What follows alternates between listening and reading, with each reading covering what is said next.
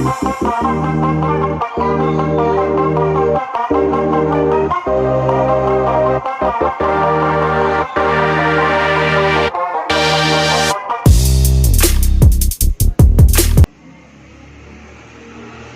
वालेकुम दोस्तों, नजीब्स official YouTube channel में खुशामदीद।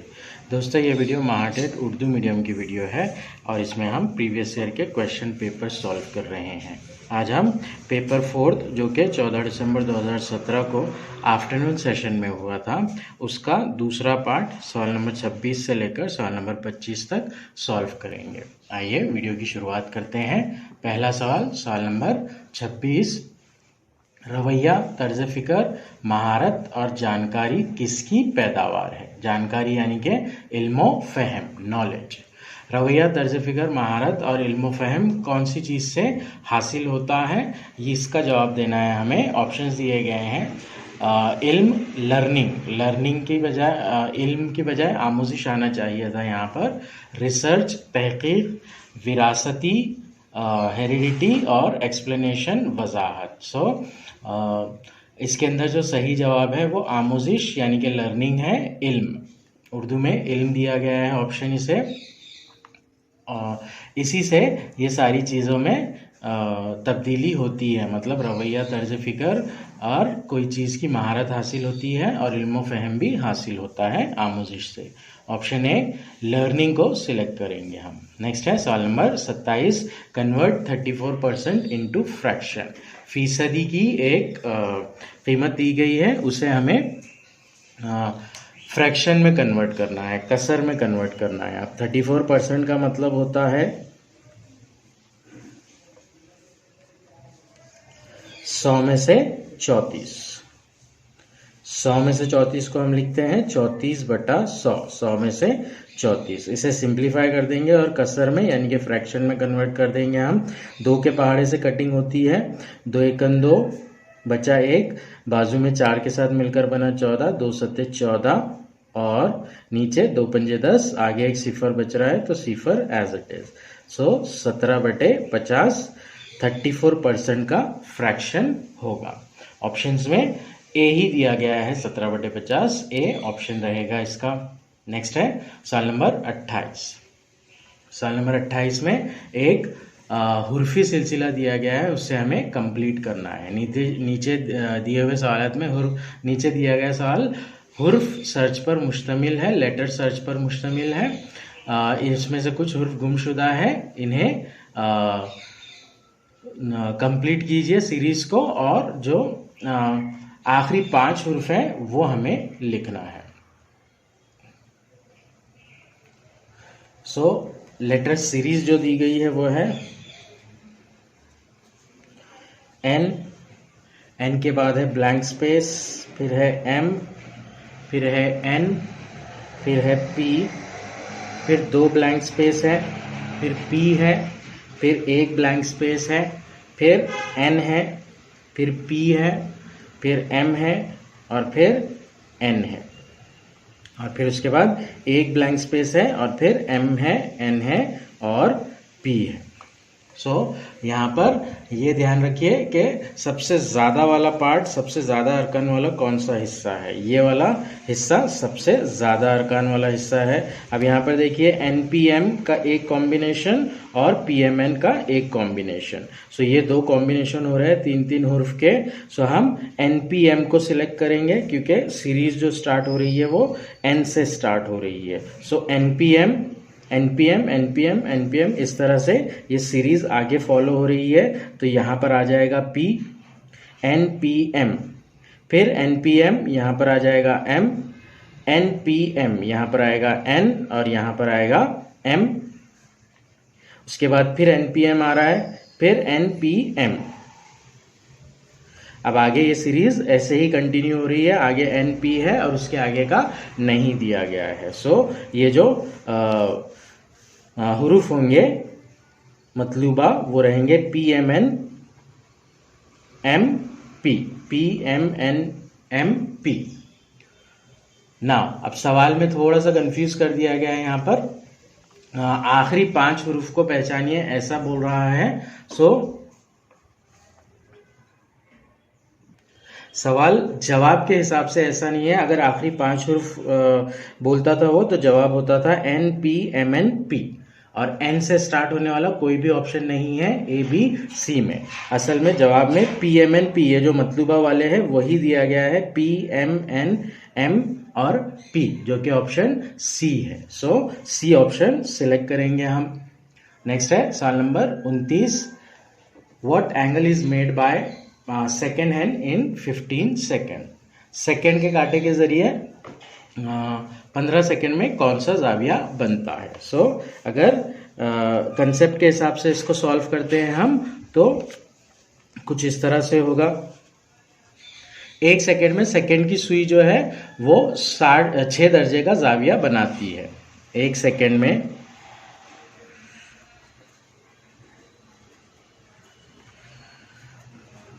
सेकेंड की सुई के जरिए बनने वाला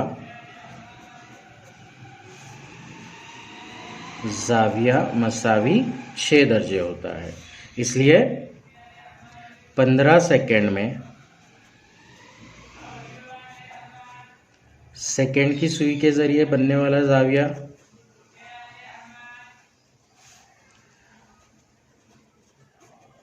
मसावी हो जाएगा 15 × 6। 15 × 6 यानी 15 छंग 90। सो 90 दर्जे का जाविया बनाएगी। ये कंसेप्ट के हिसाब से है। डायरेक्टली अगर हमें सॉल्व करना है सो 15 को 6 से ज़रब दे देंगे हम, डायरेक्ट 90 डिग्री आ जाएगा। सो ये था सवाल नंबर 29। सवाल number 30, the absolute zero on Celsius scale is. मुतलिक सिफर का जो दर्जे हरारत होता है वो सेल्सियस में कितनी डिग्री पर आता है, ये पूछ रहा है हमसे। ऑप्शन दिए गए -200 degree Celsius, -273.15 degree Celsius, -373.15 degree Celsius, और इनमें से कोई नहीं। तो जवाब इसका -273.15 डिग्री सेल्सियस है। Absolute zero temperature degree Celsius में -273.15 डिग्री सेल्सियस होता है और फ़ारेनहीट में 459 समथिंग डिग्री सेल्सियस होता है। सो ऑप्शन बी सिलेक्ट करेंगे हम।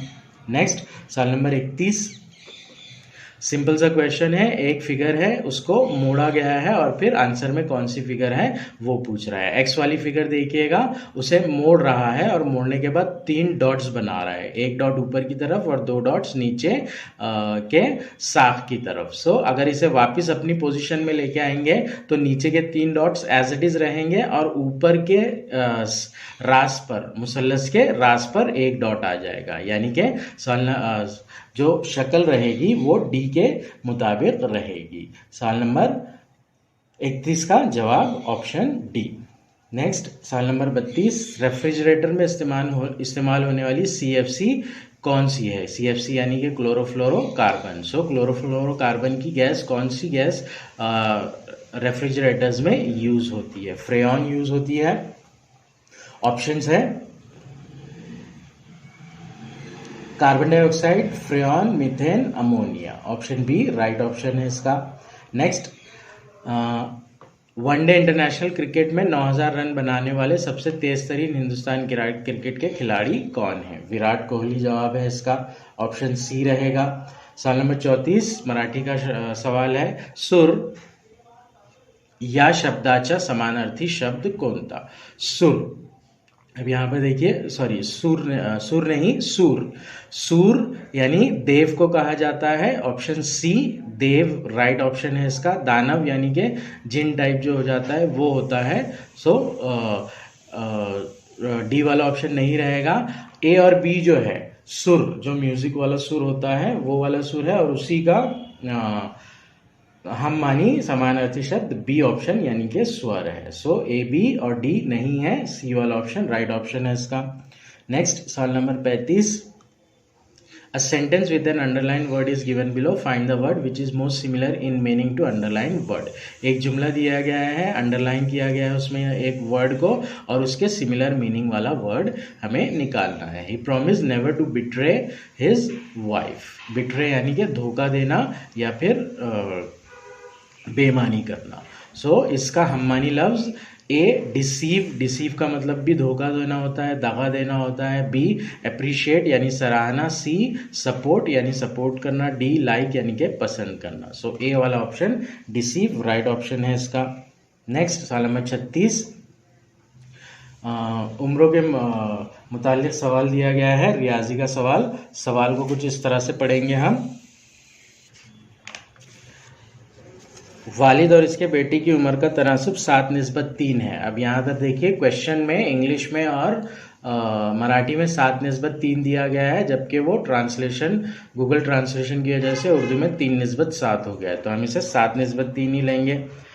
वालिद और इसके बेटे की उम्र का तनासुब 7:3 है। अगर इनकी उम्रों का मजमुआ 60 साल हो तो इनकी उम्रों में कितना फ़र्क होगा। उम्रों के इस टाइप के क्वेश्चन को हम कॉमन मल्टीपल से अज्यूम करते हैं। मान ले अगर कॉमन मल्टीपल दोनों की उम्रों का मुश्तरक ज़रीब x है तो दोनों की उम्रें क्या हो जाएंगी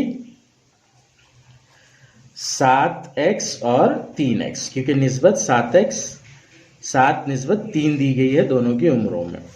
अब यहाँ पर 7x और 3x ये दोनों की उम्रें हो गई, दोनों की उम्रों का मजमुआ दे रहा है 60 साल। 7x जमा 3x ये हो जाएगा 60, 7 और 3 10, x मसावी 60 यानी कि x मसावी हो जाएगा 6। 10 इधर आएगा 60/10 होगा, 10 छंग 60, x मसावी 6 इस तरह से आया। अब यहाँ पर जो उम्रें हो जाएंगी वो क्या हो जाएंगी 7x यानी कि 7 ज़रब 6, 7 छंग 42, 3x यानी कि 3 ज़रब 6 यानी कि 18। अब हमसे सवाल पूछ रहा है कि इनकी उम्रों का फ़र्क कितना होगा। 42 में से 18 को माइनस करेंगे हम, जवाब आता है 24। तो इस तरह से 24 जवाब रहेगा ऑप्शन में। 24 डी पर दिया गया है, डी ऑप्शन इसका करेक्ट आंसर रहेगा। नेक्स्ट है सवाल नंबर 37। एक फिगर दी गई है, उसके अंदर फिगर के टुकड़े दिए गए हैं और फिर उससे कौन सी शक्ल बन सकती है ये पूछ रहा है हमसे। अब यहाँ पर देखिए सर्कल को अगर पाव हिस्से में तकसीम करें तो वैसे 3 टुकड़े दिए गए हैं और एक मुसल्लस दिया गया है। सो सर्कल का 3/4 हिस्सा मतलब पाव हिस्सा निकाल दीजिए सर्कल का और 3/4 हिस्सा प्लस एक ट्रायंगल उसमें जोड़ दें तो ऐसी फिगर बनेगी जो कि ऑप्शंस में सी पर दी गई है। सी ऑप्शन को सिलेक्ट करेंगे इसके लिए हम। नेक्स्ट सवाल नंबर 38 सवाल को कुछ इस तरह से पढ़ेंगे। नीचे दिए गए बयान ए और वजह आर के लिए मुंदरज झैल में से सही मुतबादिल का इंतखाब कीजिए। एक बयान दिया गया है जिसे ए से जाहिर कर रहा है और एक वजह दी गई है जिसे आर से जाहिर कर रहा है। ए यानी असर्शन, आर यानी रीज़न। सो दोनों की को पढ़कर हमें दोनों को सेटिस्फाई करने वाला ऑप्शन सिलेक्ट करना है। असर्शन यानी बयान है अशोक चक्र अमन के वक्त में बहादुरी का सबसे आला एजाज है। अशोक चक्र is the highest peace time gallantry award. Ashok चक्र अमन के लिए दिया जाने वाला सबसे आला तरीन एजाज है, यह है बयान। Paramvir Chakra is awarded for bravery in the face of the enemy. Paramvir Chakra ये जो है बहादुरी के लिए दिया जाता है दुश्मन का सामना करते हुए। सो अब यहाँ पर देखेंगे तो इन दोनों बयानात में से कोई भी हमें वजह नहीं दिख रही है, दोनों के दोनों मालूमात दे रहा है हमें, एक सिंपल सेंटेंस है, कोई रीज़न इसके पीछे दिखाई नहीं दे रहा है। तो यानी कि ये दोनों के दोनों जो है वो बयान है। ऑप्शंस हैं यहाँ पर ए और बी दोनों सही हैं और आर जो है वो ए की वजाहत है। ये पहला ऑप्शन ए और आर दोनों सही है। सॉरी पहला ऑप्शन इस तरह से ए और आर दोनों सही है और आर ए की सही वजाहत है। ए और आर दोनों सही है लेकिन आर ए की सही वजाहत नहीं है। ए सही है, आर गलत है, ए गलत है, आर सही है। इस तरह से 4 ऑप्शन दे रहा है इसमें। अब यहाँ पर चारों ऑप्शन में से ये दोनों बातें तो सही है कि सबसे हाईएस्ट गैलेंट्री अवार्ड जो है वो अशोक चक्र है और परमवीर चक्र फौजियों को दिया जाता है उनकी बहादुरी के लिए। ये दोनों सही है, लेकिन ये दोनों में से कोई एक किसी की वजह नहीं है। सो ये जो है ऑप्शन सी रहेगा, सॉरी बी रहेगा राइट ऑप्शन के। ए और आर दोनों सही है, लेकिन आर ये जो है ये एक ही की वजाहत नहीं करता है, मतलब आर एक ही वजह नहीं है। तो इस तरह से बी ऑप्शन को सिलेक्ट करेंगे हम। नेक्स्ट है सवाल नंबर 39, तवील मुद्दत तक याददाश्त कैसे बरकरार रहती है? Long term memory is throw. कोई भी चीज़ को देर पा याद कर रखने के लिए कौन सा तरीका मुनासिब होता है या फिर फ़ायदेमंद होता है? पढ़ते हुए सीखने से, सुनकर सीखने से, एक से ज़ायद हिस्सी आज़ा के ज़रिए सीखने से, और बसरी तौर पर देखकर सीखने से। सो लर्निंग के अंदर जितने ज़्यादा से ज़्यादा सेंसरी ऑर्गन्स का इस्तेमाल होगा उतनी देर पा वो याद रहेगा। मतलब किसी चीज़ को सिर्फ पढ़कर याद करना ये एक हो गया, फिर उसे सुनकर याद करना ये एक हो गया, फिर उसे देखकर याद करना यानी कि विजुअलाइज करना ये एक हो गया। लेकिन अगर किसी चीज़ को छू कर देखा जाए या फिर उसे महसूस किया जाए अपने हिस्से आज़ा से, तो ये एक चीज़ हो गई। तो सबसे ज़्यादा जो देर पा होता है वो किस में होता है? सेंसरी ऑर्गन्स से छू कर, महसूस कर कर, इस तरह से। सो ऑप्शन सी जो रहेगा वो राइट ऑप्शन रहेगा इसका। नेक्स्ट सवाल नंबर 40, अगर आप किराए के घर में रहते हैं और एक सकाफती सोसाइटी के अरकान सकाफती प्रोग्रामों के लिए आपसे कुछ पैसे मांगते हैं, तो आप क्या करेंगे? सपोज आप एक सोसाइटी में रह रहे हैं और सोसाइटी के अंदर आपके पड़ोसी जो है वो एक प्रोग्राम कर रहे हैं और आपसे उस प्रोग्राम के अखराजात के लिए कंट्रीब्यूशन मांग रहे हैं, तो आप क्या करेंगे? आप मुकामी इलाके में आर्जी रिहाइश होने की वजह से इसमें हिस्सा नहीं लेंगे, आप खुशी से देंगे और ग्रुप के एक रुकन के तौर पर प्रोग्राम से लुत्फानंदोज होंगे। इस तरह के तंजीमी इदारों के लिए आपका कोई ज़ौक़ नहीं है, आपको आप अदायगी करने से इनकार कर देते हैं, आपके पास इनकार की कुछ पेचीदा और ज़ाती वजूहात है। ए सी डी तीनों में वो कर रहा है कि आप किसी किस्म का पार्ट नहीं लेंगे, लेकिन बी में बोल रहा है कि आप खुशी खुशी देंगे और ग्रुप के एक रुकन के तौर पर प्रोग्राम से लुत्फानंदोज भी होंगे। सो ऑप्शन बी को सिलेक्ट करेंगे हम। नेक्स्ट है सवाल नंबर 41, लॉजिकल रीजनिंग का क्वेश्चन है ये। इफ देन या फिर और का क्वेश्चन, कंजंक्शन का, इस टाइप के क्वेश्चन हम कर चुके हैं। दिए गए सवाल में एक मरकजी बयान और उसके बाद 4 बयानात ए, बी, सी और डी दिए गए हैं। मुतबादिलात में से बयानात की ऐसी जोड़ी जाहिर करने वाला मुतबादिल मुंतखब कीजिए जिसमें पहला बयान दूसरे बयान की तरफ इशारा करता है और दोनों बयान मंतकी तौर पर मरकजी बयान के मुताबिक है। इस तरह से ये सवाल है। सवाल देखिए, उसमें मेन जो मरकजी बयान है वो है रीटा या तो पुरुम्मीद है या मायूस। सो या का सवाल है ये। अब या में हमें पता है कि पहला जुमला अगर मुस्बत है तो दूसरा मनफी होगा, पहला मनफी है तो दूसरा मुस्बत होगा। यही ट्रिक है या वाले जुमलों की। ए जो है वो है रीटा पुरुम्मीद है, बी रीटा पुरुम्मीद नहीं है, सी रीटा मायूस है, डी रीटा मायूस नहीं है। ए को हमें पॉजिटिव लेना पड़ेगा, मुस्बत सेंटेंस लेना पड़ेगा। अगर ए मुस्बत आ गया तो अगला पार्ट जो रहेगा वो नेगेटिव होगा। अब मायूस से नेगेटिव कौन सा बन रहा है? डी बन रहा है, रीटा मायूस नहीं है। तो इस तरह से ए और डी का कॉम्बिनेशन रहेगा। सो ए और डी का कॉम्बिनेशन ऑप्शन बी में दिया गया है, D A. So D A को सिलेक्ट करेंगे हम। नेक्स्ट है सवाल नंबर 42। सवाल को कुछ इस तरह से पढ़ेंगे। ए, बी और सी एक काम को मुकम्मल करने की जिम्मेदारी 480 रुपये में लेते हैं। ए, बी और सी तीनों मिलकर काम कर रहे हैं और ऐसा तय पाया है कि काम मुकम्मल होने पर 480 रुपये मजदूरी अदा की जाएगी। ए और बी दोनों अकेले मिलकर काम का 1/4 हिस्सा मुकम्मिल करते हैं और बकिया काम अकेले सी मुकम्मिल करता है। अब यहाँ पर क्या हो रहा है, फिर ए और बी एक पर्टिकुलर अमाउंट का काम कर रहे हैं, पर्टिकुलर एक्सटेंट का काम कर रहे हैं और बाकी काम जो है वो सी कंप्लीट कर रहा है। तो सी को कितनी मजदूरी मिलेगी ये हमसे पूछ रहा है। सी को कितनी उजरत रुपयों में मिलनी चाहिए ना। ए और बी मिलकर कितना काम कर रहे हैं, 1/4 हिस्सा काम कर रहे हैं। 1/4 यानी कि पाव हिस्सा। सो ए और बी की मजदूरी 480 का 1/4 यानी कि पाव हिस्सा हो जाएगा। सवाल नंबर 42, 480 रुपये मजदूरी है। ए और बी मिलकर 1/4 हिस्सा काम कर रहे हैं, तो 1/4 से ज़रब दे देंगे इसे हम।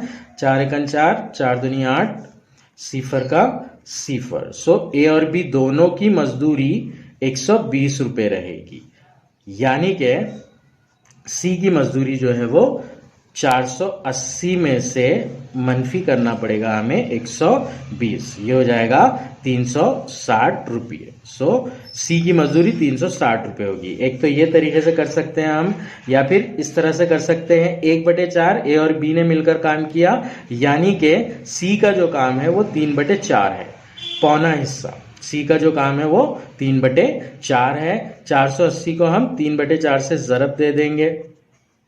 4 एकन 4, 4 दूनी 8, आगे का सिफर, आगे बचता है 120 ज़रब 3, 12 दिया 36, एक सिफर एज इट इज। तो ये 360 रुपये सी की मजदूरी रहेगी। ऑप्शंस में सी की मजदूरी 360 ए ऑप्शन में ही दी गई है। ए ऑप्शन राइट आंसर रहेगा इसका। नेक्स्ट है सवाल नंबर 43, मंदरजल कसरों में से सबसे छोटी कसर तलाश कीजिए। सबसे छोटी कसर तलाश करना है हमें। कसरें दी गई है, कसरें दी गई है हमें 31/17, फिर 24/19, फिर 42/27 एंड देन 31/29। अब यहाँ पर देखिए, इन कसरों को हम हल करेंगे और उनकी कीमत निकालेंगे। 31 को 17 से तकसीम करेंगे, 24 को 19 से, 42 को 27 से और 31 को 29 से, और जो वैल्यूज आती है उसके ऊपर डिपेंड करेंगे। 31 को 17 से तकसीम करने पर जवाब आता है 0.17। 24 को 19 से तकसीम करने पर 0.12। 42 को 27 से तकसीम करने पर 0.15 और 31 को 29 से तकसीम करने पर 0.10। आगे 6 और इस तरह से बढ़ता है वो, लेकिन हमें 2 मुकाम तक में ही जवाब मिल रहा है। सो यहाँ पर सबसे छोटी कीमत जो है वो है 0.10। अशारिये के बाद 1 और 0 यानी कि 10 का अदद आ रहा है। यहाँ पर 15 आ रहा है, यहाँ पर 12 आ रहा है और यहाँ पर 17 आ रहा है। सो 10 सबसे छोटा है, यानी कि 31/29 ये सबसे छोटा होगा। सो इस तरह से हमें तकसीम का कैलकुलेशन फास्ट होना ज़रूरी है इस सवाल को जल्दी सॉल्व करने के लिए। नेक्स्ट है सवाल नंबर 144, मुताले के मैदान में बच्चे की तरक्की की तशरीह की गई है। Child development is defined as a field of study that. Child development कौन सी चाइल्ड डेवलपमेंट की तारीफ कैसे की जाती है, ये बेसिकली पूछ रहा है हमसे। मुमतहिन इंसान की अहलियत में बदलाव लाता है, पूरे ज़िंदगी के अरसे के बर्ताव की तशरीह की तलाश, बच्चों का बालगों के साथ मुआवजा करता है, बच्चे की संजीदा समाजी और दीगर सलाहियतों के बतदरीज इर्तिका का मुहासबा करता है। सो जो चाइल्ड डेवलपमेंट यानी कि ज़िंदगी सीखने का, ज़िंदगी जीने का गुर, यही होता है जो बच्चों में वक़ू पज़ीर होता है एक पर्टिकुलर ऑर्डर में। सो ऑप्शन डी जो रहेगा, बच्चे की संजीदा समाजी और दीगर सलाहियतों के बतदरीज इर्तिका का मुहासबा करता है। इर्तिका यानी कि तरक्की और बतदरीज यानी कि ग्रेजुअली। ये था सवाल नंबर 44। सवाल नंबर 45, पानी और दूध का एक मुरक्कब 80% दूध पर मुश्तमिल है। इस तरह के 50 लीटर के मुरक्कब में पानी को 50% तक बढ़ाने में कितने लीटर पानी की ज़रूरत होगी। एक मिक्सचर दिया गया है दूध और पानी का, जिसके अंदर दूध जो है वो 80% है। अगर ऐसा मिक्सचर 50 लीटर का हो और 50 लीटर के मिक्सचर में पानी को 50% कर देना हो, तो उसके लिए और कितने पानी की ज़रूरत होगी, ये हमसे पूछ रहा है। सबसे पहले क्या करेंगे, सवाल को हल करने के लिए हम क्वांटिटीज़ ले लेंगे। क्वांटिटीज़ में जो पहली क्वांटिटी हमसे बोला गया है दूध की क्वांटिटी, वो है 80% और पानी, अब दूध 80% हो गया तो पानी कितना हो जाएगा, 20% हो जाएगा। 100 लीटर के लिए अगर सपोज दूध मुरक्कब जो है वो 100 लीटर है तो पानी कितना हो जाएगा, 20 लीटर, और दूध जो है वो होगा 80 लीटर। अब हमें मतलब है 50 लीटर से, तो हम क्या करेंगे, 50 लीटर की क्वांटिटी लेंगे। 100 लीटर में पानी 20 लीटर है, यानी 50 लीटर में पानी जो होगा वो 10 लीटर हो जाएगा, और दूध जो है वो 80 का आधा यानी कि 40 लीटर हो जाएगा। ये जो क्वांटिटीज रहेगी ये क्वांटिटीज रहेंगी 50 लीटर्स के लिए। एक्चुअली अब क्या कर रहा है, पानी को 50% करना है, पानी को क्या करना है, 50% करना है। अब पानी को 50% करने के लिए क्या करना पड़ेगा, उसके अंदर पानी की एक क्वांटिटी बढ़ाना पड़ेगी, मतलब पानी ऐड करना पड़ेगा उसके अंदर। मान लीजिए कि 50 लीटर, फर्ज करें 50 लीटर मुरक्कब में पानी को 50% करने के लिए x लीटर पानी की ज़रूरत है। x लीटर पानी मिलाने पर पानी कितना हो जाएगा, 10 जमा x लीटर। अब जितना पानी बढ़ रहा है उतना भी मिक्सचर बढ़ेगा। 50 से सपोज हमने 1 लीटर पानी डाला तो मिक्सचर जो हो जाएगा वो कितना हो जाएगा, 51 लीटर हो जाएगा। 5 लीटर डाला तो मिक्सचर कितना हो जाएगा, 55 लीटर हो जाएगा। मतलब जितना x वाटर में ऐड हो रहा है उतना ही कंपाउंड में भी ऐड होगा। तो ये हो गया पानी, और मुरक्कब हो जाएगा फिर 50 जमा x लीटर। अब यहाँ पर हम लेंगे पानी का मुरक्कब में हिस्सा, पानी का मुरक्कब में हिस्सा, ये कितना होगा, पानी की क्वांटिटी को मुरक्कब की क्वांटिटी से तकसीम कर देंगे हम, यानी कि 10 जमा x बटे 50 जमा x। ये होगा जब पानी 50% हो जाएगा, तो ये होगा जब पानी 15% हो जाएगा। तो अब पानी 15% हो रहा है तो ये हिस्सा हो गया, इसे हम फीसद में कन्वर्ट करेंगे तो वो होगा 10 जमा x बटे 50 जमा x। फीसद में कन्वर्ट करने के लिए 100 से ज़रब देंगे। ये है फीसद किसका, 50 लीटर पानी में पानी का। अब वो तो हमें दिया गया है 50%, तो ये हो जाएगा 50%, यानी कि 50। ये होगा 10 जमा x बटे 50 जमा x मसावी 100 इधर आएगा,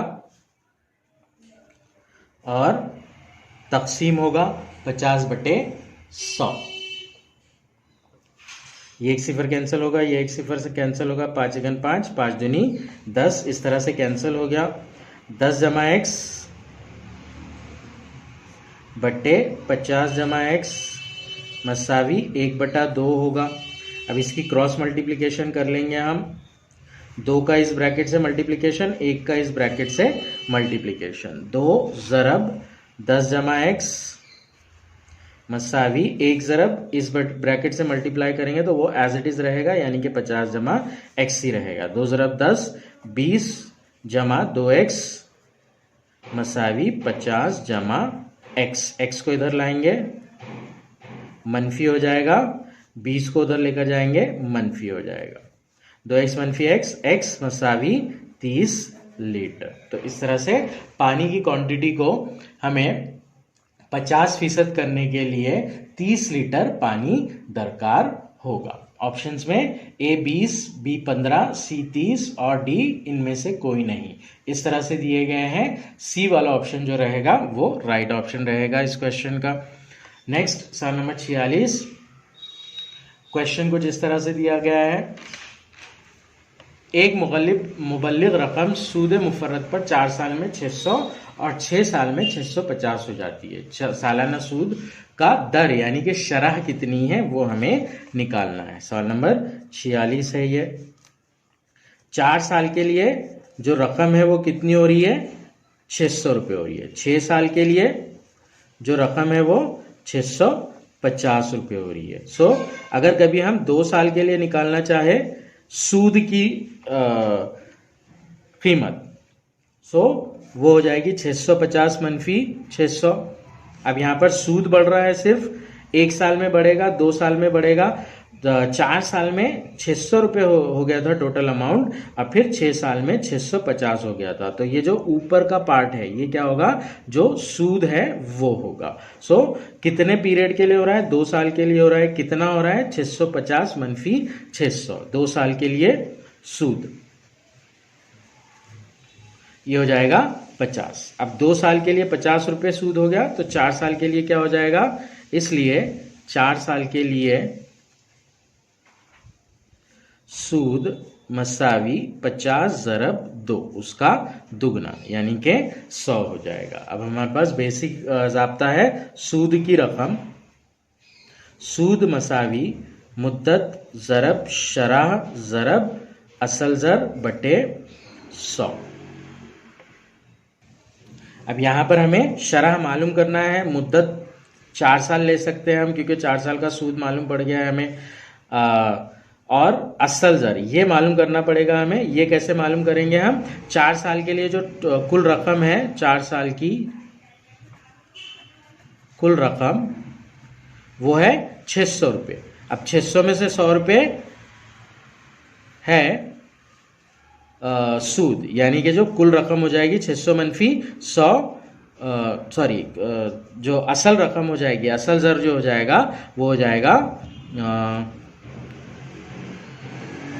600 मनफी 100 यानी 500 रुपये। सो इस तरह से सूद मसावी असल ज़र ज़रब शरह ज़रब मुद्दत बटे 100, तो ये होगा सूद है 100 रुपया मसावी असल ज़र 500 रुपया ज़रब शरह हमें निकालना है, मुद्दत है 4 साल बटे 100।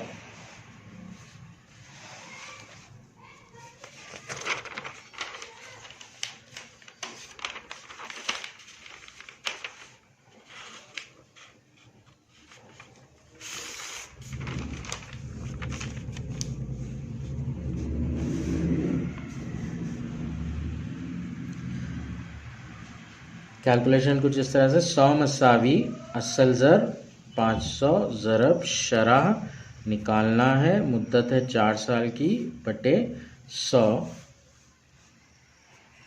100 ज़रब 100, ये 100 इधर आकर ज़रब में आ जाएगा, मसावी 500 ज़रब 4 ये होगा 2000 ज़रब शरह। शरह मसावी हो जाएगी 100 ज़रब 100 बटे 2000। ये 2 सिफर और ये 2 सिफर कैंसिल हो जाएंगे, ये 1 सिफर और ये 1 सिफर कैंसिल हो जाएगा, बचेगा 10 बटे 2। सो 10 को 2 से तकसीम करेंगे हम, तो जवाब आएगा हमारा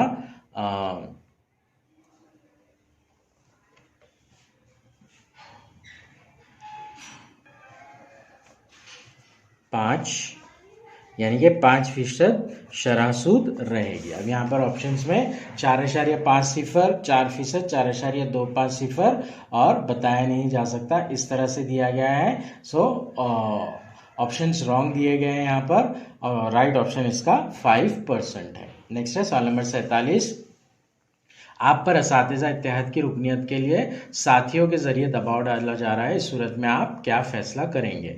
टीचर्स की यूनियन में पार्टिसिपेट करने के लिए, हिस्सा लेने के लिए, मेंबर बनने के लिए आप पर फोर्स किया जा रहा है, तो आप क्या करेंगे? ये क्वेश्चन पूछ रहा है। आप समाजी ताल्लुकात को तरजीह देते हैं, लिहाजा आप पेशकश को कबूल करते हैं। आप इत्तेहाद में यकीन रखते हैं, लिहाजा आप रुकनियत को कबूल करते हैं। आप सोचेंगे कि इंतज़ाम के साथ दुश्मनी की बजाय अपने साथियों से खुद को अलग करना बेहतर है। नेक्स्ट, आप इनकी मर्जी के खिलाफ हर कीमत पर कोशिश करेंगे। सबसे सूटेबल ऑप्शन कौन सा है? बी वाला ऑप्शन के इत्तेहाद में यकीन रखते हैं, इसलिए आप रुकनियत को कबूल कर लेंगे। बी ऑप्शन सिलेक्ट करेंगे इसके लिए हम। नेक्स्ट है सवाल नंबर 48। एक स्टेटमेंट दिया गया है और उसके 2 लाहे अमल दिए गए हैं, इसके मुताबिक हमें सही जवाब का इंतखाब करना है। मुल्क में रेप केसेस में इजाफा हो रहा है और हुकूमत को शर्म दिलाई जा रही है, ये बयान है। इसके लिए लाहे अमल क्या होना चाहिए? ये मानने से इनकार कर दे कि रेप केसेस में इजाफा हो रहा है। जो लोग कह रहे हैं कि रेप केसेस में इजाफा हो रहा है, इन्हें सज़ा दे। हुकूमत का लाहे अमल क्या होना चाहिए? वो मानने से इनकार कर दे कि इस तरह से कोई चीज़ इस तरह से हालात है, या फिर जो सज़ा वाले मतलब जो मुजरिम हैं उन्हें सज़ा दे, ये दूसरा बयान है। ओनली वन फॉलोज, मतलब सिर्फ एक लागू होगा। लाहे अमल में से सिर्फ 2 लागू होगा, या तो 1 या 2 लागू होगा, ना ही 1 और ना ही 2 लागू होंगे। अब यहाँ पर देखिए, मुजरिमों को सज़ा दे ऐसा नहीं बोल रहा है, जो लोग बोल रहे हैं कि इस तरह की सिचुएशन है उन्हें सज़ा दे ऐसा बोल रहा है, तो उन्हें तो सज़ा नहीं दी जा सकती, ऑब्वियसली मुजरिमों को ही सज़ा दी जा सकती है सिर्फ। सेकंड वाला भी रॉन्ग रहेगा यहाँ पर। ये दोनों ही बयान लाहे अमल जो रहेंगे रॉन्ग रहेंगे गवर्नमेंट के लिए। नेक्स्ट है सवाल नंबर 49। एक क्लासरूम के तरीक़ेकार के तौर पर अक्सर इम्तिहानात का इस्तेमाल। क्लासरूम के अंदर फ्रीक्वेंट यूज़ ऑफ एग्जामिनेशन, मतलब मौके पर इम्तिहानात लेना, ये कैसा है? ये बुनियादी तौर पर स्कूल के काबिले कदर वक्त का ज़िया है जो सीखने के लिए खर्च होना चाहिए। मतलब वक्त के प्रोडक्टिव टाइम जो है उसका वेस्ट हो रहा है, इस तरह से बोल रहा है। ज़्यादा सीखने पर तवज्जो देना चाहिए बजाय इम्तिहान के। हतमी इम्तिहान को बातिल करने के ज़रिए तालिब इल्म को बेहतर इम्तिहान की इजाज़त देना है।